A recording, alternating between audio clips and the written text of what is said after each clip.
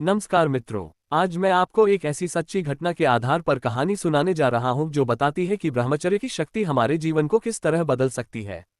इस कहानी के अंत तक आप समझ जाएंगे कि आत्मसंयम सिर्फ रोकना नहीं बल्कि ऊर्जा को सही दिशा में लगाना है। ये कहानी है अर्जुन नाम के एक युवक की, जिसका जन्म गांव के एक विशाल नीम के पेड़ के नीचे हुआ था। बचपन से ही उसका मन धर्म और सत्संग की ओर झुका रहता था, लेकिन जैसे जैसे उसकी उम्र बढ़ी उसका मन चंचल होने लगा। पास ही एक युवती रहती थी जिसकी ओर अर्जुन का आकर्षण बढ़ने लगा। धीरे धीरे उसने मंदिर जाना छोड़ दिया और इंटरनेट पर ऐसी सामग्री देखने लगा जो उसकी शक्ति को नष्ट कर रही थी। रात रात भर जागना, भोजन का ध्यान न रखना, मन और शरीर को दूषित करना, ये सब उसकी आदत बन गया। उसकी दिनचर्या अस्त व्यस्त हो चुकी थी और शरीर कमजोर होने लगा। एक दिन वह ऐसे ही उदास मन से नदी किनारे बैठा था, तभी एक संत महात्मा वहां आए। उन्होंने अर्जुन के चेहरे पर उदासी और शरीर पर कमजोरी देखी और पूछा, बेटा तुम इतने थके हुए क्यों हो? अपनी बात कहो, मैं मदद करूंगा। अर्जुन ने सब कुछ बता दिया। महात्मा बोले, बेटा ये जो तुम अश्लीलता देख रहे हो और ब्रह्मचर्य का नाश कर रहे हो, ये दीमक की तरह तुम्हारी जीवन शक्ति को खा जाएगा। तुम्हारी मानसिक शांति, आयु और भविष्य सब प्रभावित होंगे। सच्चे सुख का रास्ता यह नहीं है। महान ऋषि मुनियों ने ब्रह्मचर्य के बल पर ही परम पद पाया। तुम्हारे शरीर की यह ऊर्जा, ये वीर्य तुम्हारी वाइटल एनर्जी है।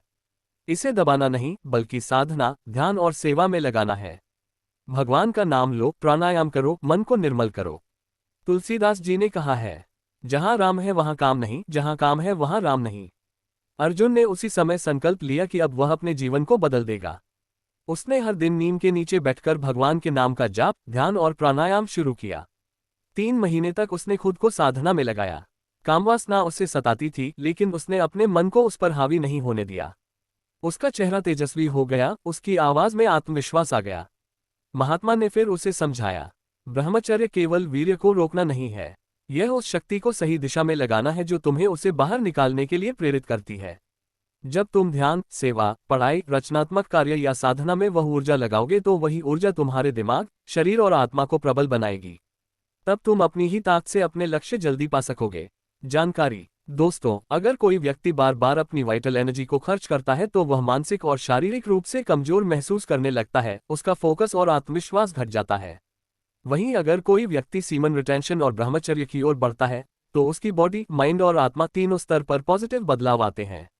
शरीर में ऊर्जा और मांसपेशियों की वृद्धि, चेहरे पर आकर्षण और आंखों में तेज, फोकस, याददाश्त और आत्मविश्वास में वृद्धि, मानसिक शांति और सकारात्मक सोच, आत्मनियंत्रण और आध्यात्मिक प्रगति। लेकिन याद रखें, ये सिर्फ रोकने से नहीं आता। आपको ध्यान, प्राणायाम, सही भोजन, सही संगति और रचनात्मक कार्यों के माध्यम से इस ऊर्जा को ऊपर की ओर ले जाना होता है। तभी इसका असली लाभ मिलता है। संदेश। ब्रह्मचर्य का पालन कोई दंड नहीं बल्कि आपकी वाइटल एनर्जी का सम्मान है।